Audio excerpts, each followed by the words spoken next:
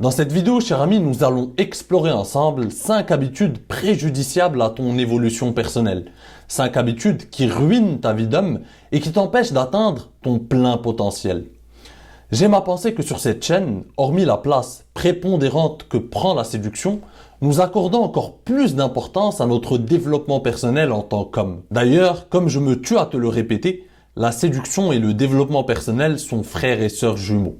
Ces deux disciplines marchent main dans la main pour t'offrir un meilleur lendemain. La mission de cette chaîne est avant tout de te donner des clés pour te créer plus d'opportunités avec les femmes, mais aussi de t'amener à pousser la réflexion encore plus loin. Quel type d'homme tu ambitionnes à devenir? Quel rôle aimerais-tu jouer dans ce bas monde?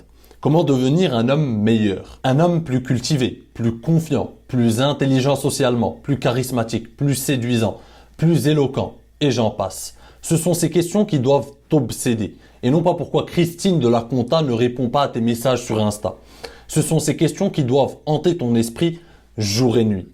Alors trêve de bavardage, cher ami, et rentrons directement, sans plus attendre, dans le vif du sujet. Quelles sont donc les 5 habitudes qui ruinent ta vie d'homme? Histoire de ne plus assister passivement au spectacle de ta propre médiocrité, voici la première habitude à exterminer. Avoir une mentalité de victime et toujours désigner les autres comme responsables de tes problèmes et de la médiocrité de ton existence. Je suis sidéré, cher ami, de voir à quel point certains ne prennent aucunement la responsabilité de leurs actes, de leurs décisions, de leurs choix, de leurs pensées.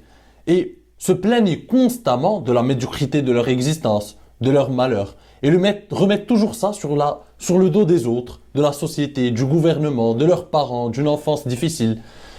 Et malheureusement, je suis surpris aussi de l'autre côté de voir à quel point certains ont souffert, mais ne se sont jamais trouvés d'excuses. Ils ont toujours essayé de s'améliorer, de se tirer vers le haut, de chercher à améliorer leur vie, de chercher à se développer, à s'améliorer, pour tirer leur épingle du jeu, pour avoir une vie meilleure, par ambition, par souci d'être quelqu'un. Et je suis sidéré par ces deux mondes qui ne se rencontrent jamais. À quel point certains, on leur a tout offert et trouvent toujours des excuses à leur médiocrité, et d'autres qui n'ont rien reçu, qui n'ont pas eu les bonnes cartes à la naissance et qui ont tout fait, qui ont déployé des efforts constants pour s'améliorer, pour devenir de meilleures personnes, pour améliorer leur vie. Et ce que j'essaie de te dire, cher ami, c'est que dans la vie, effectivement, il y a des circonstances aggravantes, il y a des circonstances, il y a des choses qu'on ne contrôle pas. La vie frappe dur des fois, et c'est vrai. On ne peut pas tout contrôler.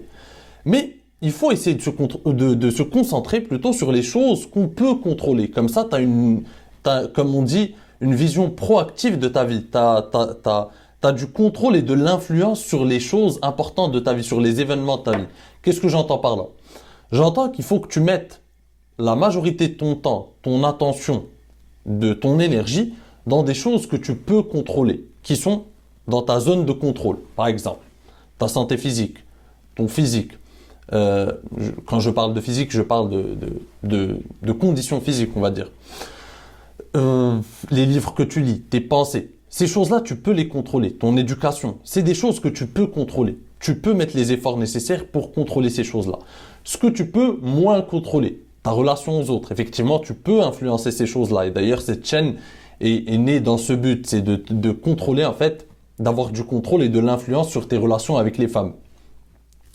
Et les choses que tu ne peux pas contrôler, par exemple, ce sont la météo, le temps qu'il fait. Si tu es dépressif à chaque fois qu'il fait pas beau, il y a un problème. C'est quelque chose que tu ne peux pas contrôler. Et tu ne dois pas être affecté par les choses que tu ne peux pas contrôler. Et ça, je ne l'ai pas inventé. C'est une pensée stoïcienne ancienne. Ça a été inventé il y a 2000 ans. Les stoïciens disent que il y a des choses qu'on contrôle, des choses qu'on ne contrôle pas. Et il faut focaliser son attention, son énergie, son temps sur les choses qu'on peut contrôler, sur les choses sur lesquelles on a de l'influence. Et ça nous permet de nous sentir utiles. Parce que à quoi ça sert finalement de mettre ton énergie dans des choses que tu ne peux pas contrôler, dans un conflit qui se déroule à des dizaines de milliers de kilomètres de chez toi, sur lequel tu n'as aucune influence, et tu te bourres le crâne de ça et tu te focalises sur ça et tu perds une énergie immense, une énergie finalement qui part vainement, qui part inutilement parce que tu es obsédé par cette souffrance, tu es obsédé par cette injustice. Or, tu ne peux rien faire malheureusement. Alors que te concentrer sur les choses que tu peux contrôler à ton échelle aider les autres, si tu as vocation à aider les autres, aide-les à ton échelle, aide-les, va donner, je ne sais pas, des cours à des sans-abri, fais des choses, donne à manger à des sans-abri qui sont près de chez toi déjà, avant de penser à la souffrance qui existe à des millions de kilomètres. Commence par là, fais ce que tu peux faire. Ça ne sert à rien de se contrôler sur les choses, de se focaliser sur des choses que tu ne peux pas faire. Et bien évidemment, je ne voudrais pas tomber dans cette pensée, dans cette réflexion inhérente au développement personnel un peu extrême qui est en train qu'on voit cette idéologie qu'on voit un peu sur des vidéos, sur des réels Instagram. Oui, isole-toi, reste isolé pendant 6 mois et concentre-toi sur tes projets, sur les choses qui sont importantes pour toi et tu verras ensuite, tu seras un nouvel homme. Je ne suis pas d'accord. Je pense qu'il y a un juste milieu. Je pense qu'il ne faut pas non plus s'isoler et s'isoler du monde parce qu'on fait partie d'un monde, on fait partie d'un univers, on fait partie de choses. Donc il faut garder une certaine vie sociale. Il faut rester connecté avec le monde.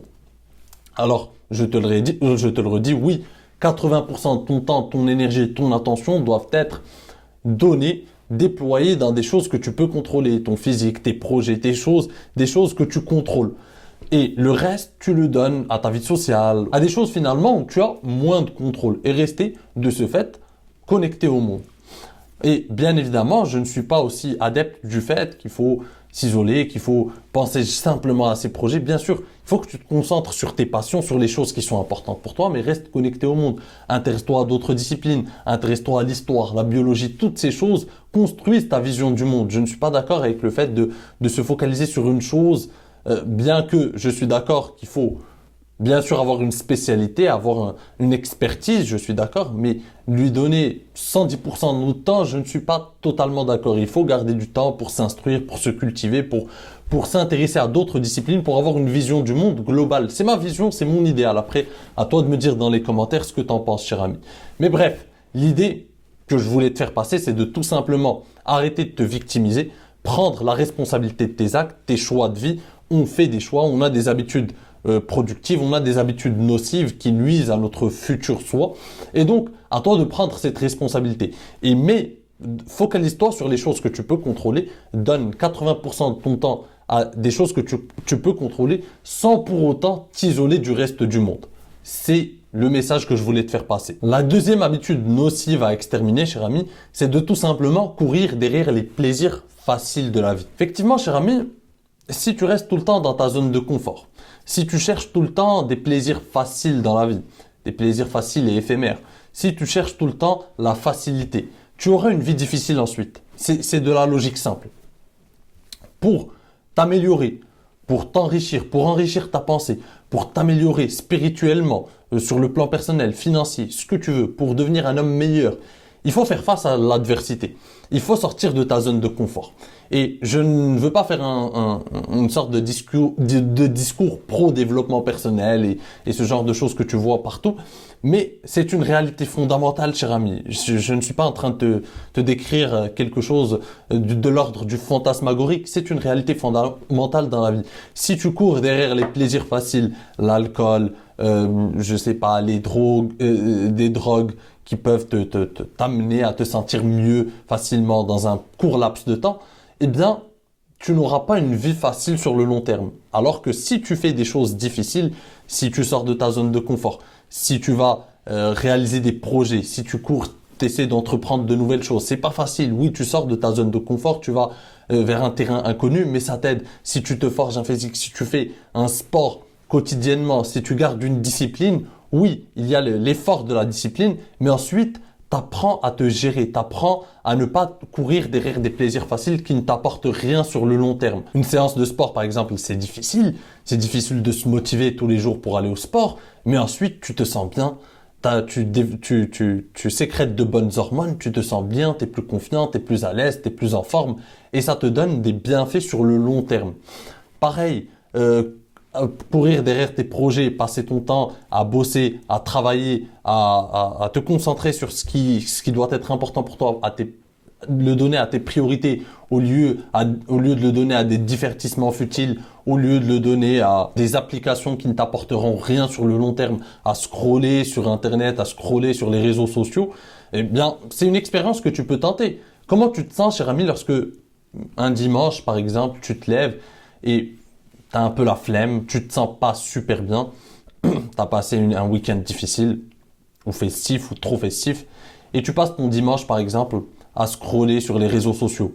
Arrivé le soir, tu déprimes, tu as une petite déprime parce que tu te sens inutile, tu sens que ta journée a été perdue, tu sens que ta journée a été finalement stérile, ça ne t'a rien apporté, tu n'as rien fait d'inspirant, tu n'as rien fait qui puisse apporter quelque chose à ton futur toi, tu n'as rien fait pour construire le futur toi, tu n'as rien fait dans le cadre de ton développement personnel et tu te sens mal parce on est né finalement pour être productif, on est né pour être utile pour nos semblables, on est né pour avoir une utilité sociale, on est né pour bâtir en tant qu'homme, on est des conquérants, on est né pour faire des choses, pour entreprendre, comme disait Jacques Brel, pour aller voir de l'autre côté de la colline.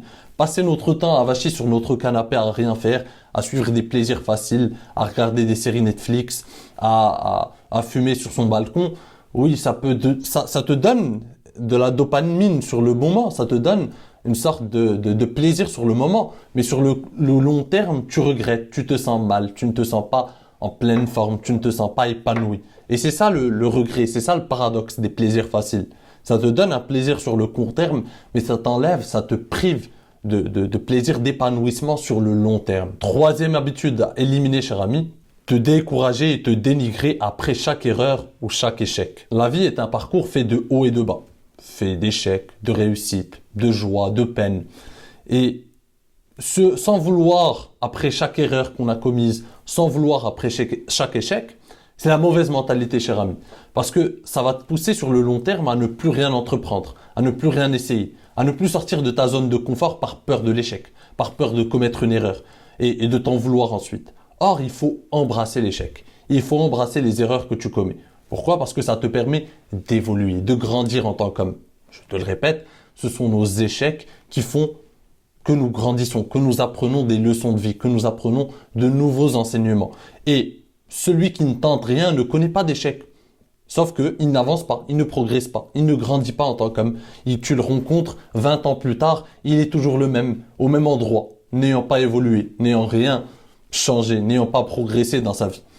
Donc, tu as le choix, cher ami. Soit tu embrasses l'échec et tu en fais une sorte d'allié dans ta conquête du succès, soit tu le vois comme un ennemi et tu essayes de t'en priver, tu essayes de t'en éloigner le plus possible. Mais le revers de la médaille, c'est que tu resteras toujours au même point, tu n'avanceras pas, tu t'ennuieras dans ta vie finalement, tu te sentiras inutile.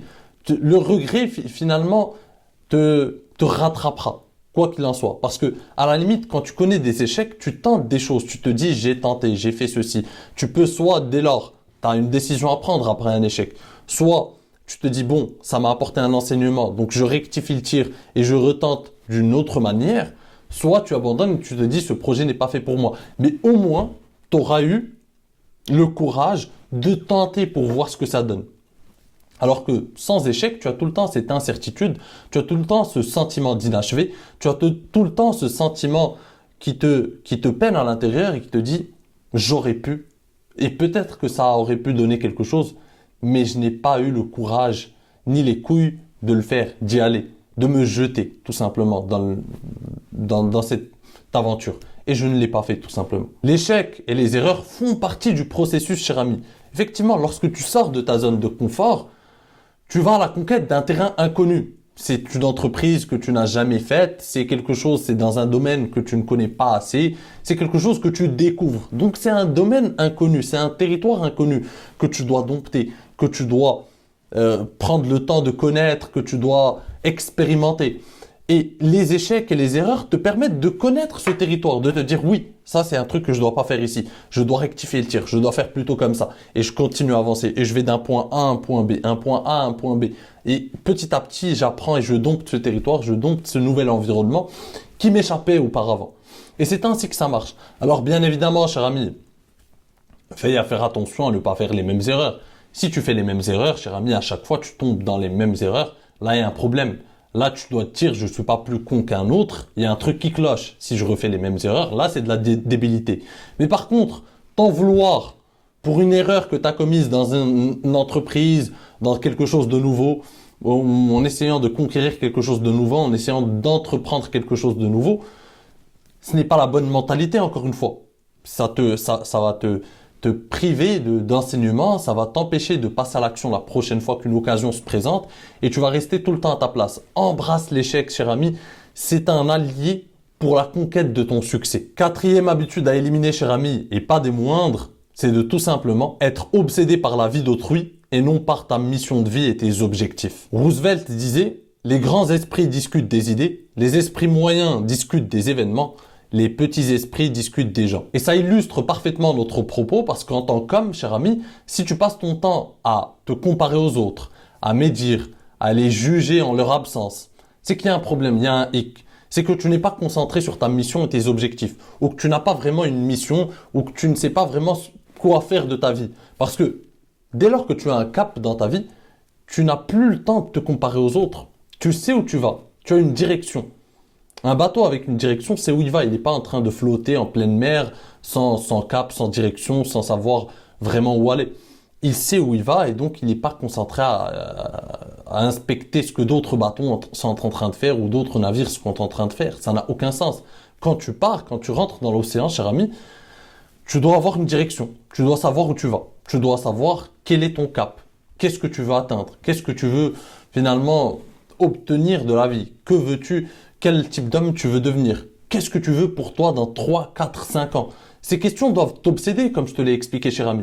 Et si ces questions ne t'obsèdent pas, eh bien, tu finis par te comparer aux autres. Et tu finis par errer dans l'enchevêtrement de milliers de vies d'autres, de milliers de comptes Instagram qui te montrent une toute autre vie. Et un jour, tu veux devenir pilote. Un autre jour, tu veux être sec comme ce gars que tu vois sur Insta. Un autre jour, tu veux faire le tour du monde comme cet influenceur. Chaque jour, tu as un lot d'idées, mais tu n'as pas vraiment de cap et donc tu ne passes jamais à l'action. Et si aujourd'hui, cher ami, tu ne sais pas vraiment ce qui t'anime de l'intérieur, quelles sont tes passions, quelle est ton expertise, qu'est-ce que tu veux véritablement faire de ta vie, pas de panique, mais continue d'explorer, continue de cultiver ta curiosité intellectuelle.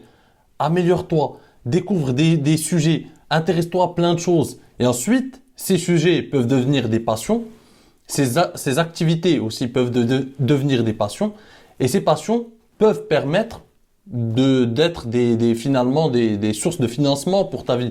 Ces passions peuvent devenir des sources de revenus pour toi. Si tu es vraiment passionné par un sujet, peut-être que tu deviendras expert dans ce sujet et tu arriveras à en vivre tout simplement. Et c'est comme ça que tu peux finalement avoir un cap dans ta vie.